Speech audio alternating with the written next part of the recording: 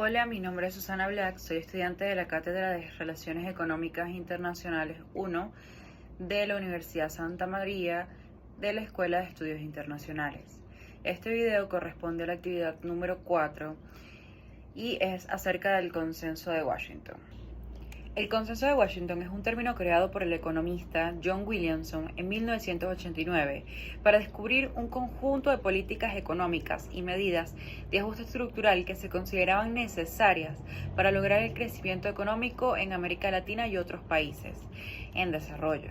Estas medidas fueron ampliamente promovidas por instituciones financieras internacionales como el Fondo Monetario Internacional y el Banco Mundial. Las medidas propuestas dentro del Consenso de Washington incluyen la liberalización comercial, la privatización de empresas estatales, la desregulación del mercado, la reducción del déficit fiscal, la reforma del sistema tributario y la garantía de derechos de propiedad. Estas políticas se basaban en la idea de que la intervención del Estado en la economía debe ser limitada, para permitir así que el mercado funcione de manera eficiente y fomente el crecimiento económico.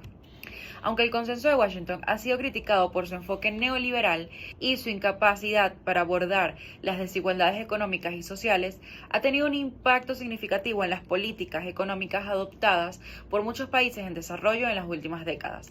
Algunos críticos argumentan que las políticas impulsadas por el Consenso de Washington han contribuido a la crisis económica y social de varios países, mientras que otros defienden su efectividad para promover el crecimiento económico y la estabilidad.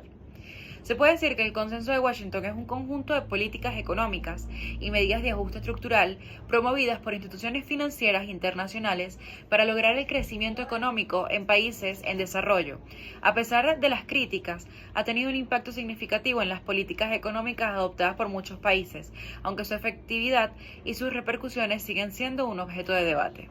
Las referencias programáticas del gobierno de Ronald Reagan hacen referencia a las políticas y programas implementados durante su mandato como presidente de Estados Unidos entre 1981 y 1989. Estas referencias se centraron en varios puntos claves. El primero, en el recorte de impuestos. Una de las principales medidas de Reagan fue la reducción de impuestos, conocida como la Ley de Recorte de Impuestos y Empleo de 1981. Él creía en la teoría económica del Trickle-Down Economics, que sostenía que al reducir los impuestos a los más ricos, el dinero se redistribuiría a través de la economía y beneficiaría a todos los estratos sociales. De segundo lugar, tenemos la desregulación. Reagan también abogó por la reducción de la regulación gubernamental en la economía y en otros sectores, creyendo que la competencia libre y abierta era fundamental para el éxito económico. También, de tercer lugar, tenemos el aumento del gasto militar. Reagan aumentó significativamente el gasto en la defensa durante su mandato, impulsando la Guerra Fría con la Unión Soviética y llevando a cabo varias acciones militares en diversos países. De cuarto lugar, tenemos el Welfare Reform. Reagan implementó reformas en programas de asistencia social como el programa de cupones de alimentos y seguro social, con el objetivo de reducir el gasto gubernamental y fomentar la autosuficiencia. En quinto lugar, tenemos la política exterior. Él adoptó una política exterior más agresiva y confrontativa, especialmente en relación a la Unión Soviética. Su frase más conocida fue la de "Señor Gorbachev, tire abajo este muro". Se pronunció en un discurso en Berlín en 1987, de forma de desafío al líder soviético a derribar el muro de Berlín. Las referencias programáticas del gobierno de Reagan se caracterizaron por un enfoque en la reducción de impuestos, la desregulación, el aumento del gasto militar, la reforma de un bienestar social y una política exterior agresiva hacia la Unión Soviética. Estas políticas tuvieron un impacto duradero en la economía y política de Estados Unidos y siguen siendo objeto de debate y análisis hasta el día de hoy. Referencias programáticas del gobierno de Margaret Thatcher. Las referencias programáticas de este gobierno se basaban en cambiar el rumbo de Reino Unido hacia un sistema económico más liberal y capitalista. Algunas de las medidas más emblemáticas implementadas durante su mandato incluyen desregulación. Thatcher promovió desregulación económica, eliminando barreras burocráticas y promoviendo la competencia en sectores como las telecomunicaciones, el transporte y la banca. En segundo lugar, tenemos las privatizaciones. En cuanto a estas, es una de las políticas más importantes de Thatcher, ya que Empresas estatales como British Telecom, British Gas y British Airways fueron privatizadas. Esto buscaba fomentar la eficiencia y la competitividad en el sector empresarial. De acuerdo con Pulido 2024, las privatizaciones se convirtieron en el mayor éxito internacional de Thatcher.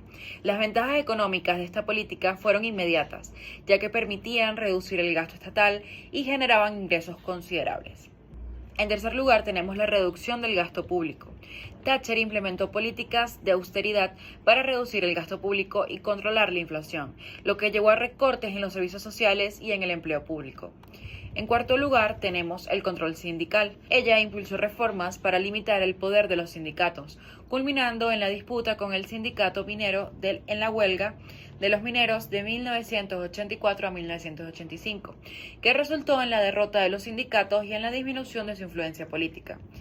En general, las referencias programáticas del gobierno de Margaret Thatcher se centraron en promover la competitividad, el libre mercado y la responsabilidad individual, y fueron fundamentales para remodelar la economía británica y llevar al país hacia un modelo mucho más empresarial y mucho menos intervencionista.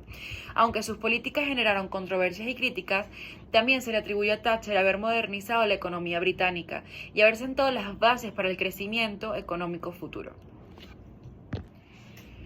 Impacto en la liberalización económica en Latinoamérica. Este ha sido un proceso que ha generado tanto beneficios como controversias en la región. Desde la década de los 90, muchos países latinoamericanos han adoptado políticas neoliberales, que han buscado reducir la intervención del Estado en la economía y promover la apertura comercial y atraer a su vez inversión extranjera.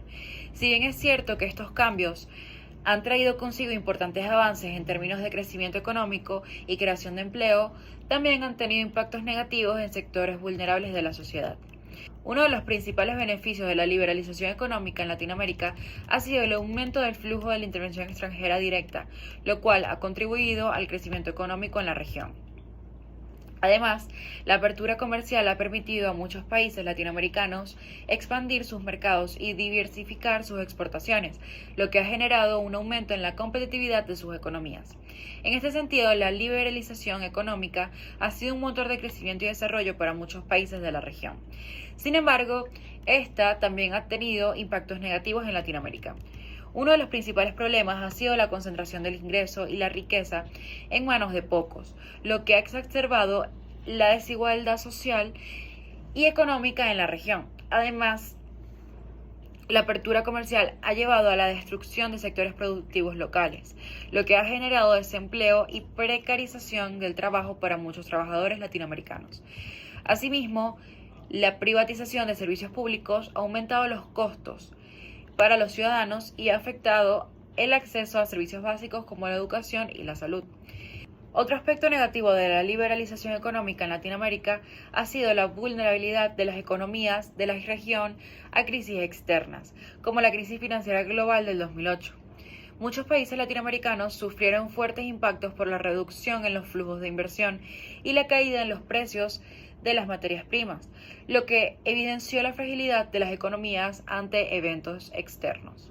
En términos generales, la liberalización económica en Latinoamérica ha tenido efectos mixtos en la región. Si bien ha generado beneficios en términos de crecimiento económico y competitividad, también ha exacerbado la desigualdad y la vulnerabilidad en las economías latinoamericanas.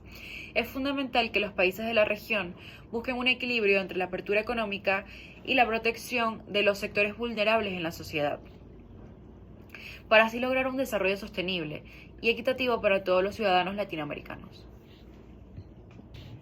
Debate abierto sobre los efectos de las medidas de desregulación económica sobre la crisis financiera de 2008. Primero debemos comenzar explicando un poco acerca de esta crisis. Esta crisis fue un colapso económico mundial que comenzó en Estados Unidos y se extendió a nivel global. Fue provocada por una burbuja inmobiliaria de las crisis de hipotecas subprime, donde se otorgaron préstamos hipotecarios a personas con historiales crediticios dudosos o sin capacidad para pagar los mismos. Esta crisis provocó la quiebra de importantes entidades financieras como Lehman Brothers y llevó a un colapso de los mercados financieros, una crisis bancaria y una recesión mundial. Millones de personas perdieron sus empleos, sus ahorros, sus casas y la economía mundial sufrió un duro golpe. Para hacer frente a estas crisis, los gobiernos de todo el mundo implementaron programas de rescate y estímulos económicos para estabilizar los mercados y evitar una depresión económica. Esto tuvo un impacto duradero en la economía mundial y ha llevado a reformas regulatorias y cambios en las políticas financieras para intentar prevenir una crisis similar en el futuro. El debate abierto sobre los efectos de esta crisis se centra en si la desregulación contribuyó de manera significativa a la crisis o si solo fue uno de los muchos factores que la causaron. Por un lado, los defensores de esta argumentan que permitir mayor libertad en los mercados financieros fomenta la innovación, la eficiencia y el crecimiento económico. Sostienen que las regulaciones excesivas pueden agobiar a las empresas, desincentivar la inversión y limitar la competitividad.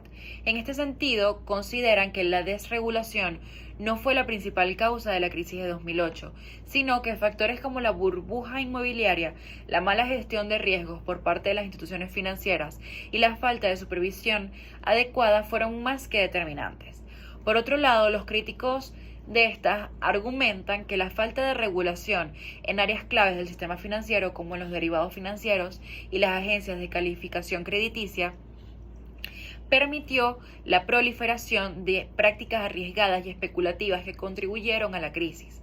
También señalan que la desregularización de sectores como el de la banca de inversión y las hipotecas subprime creó un entorno propicio para la sobreexposición al riesgo y la propagación de la crisis a nivel global. Se puede decir en pocas palabras que si bien la desregulación no fue el único factor que desencadenó la crisis financiera del 2008, es innegable que tuvo un papel importante al permitir la proliferación de prácticas arriesgadas y la falta de supervisión adecuada.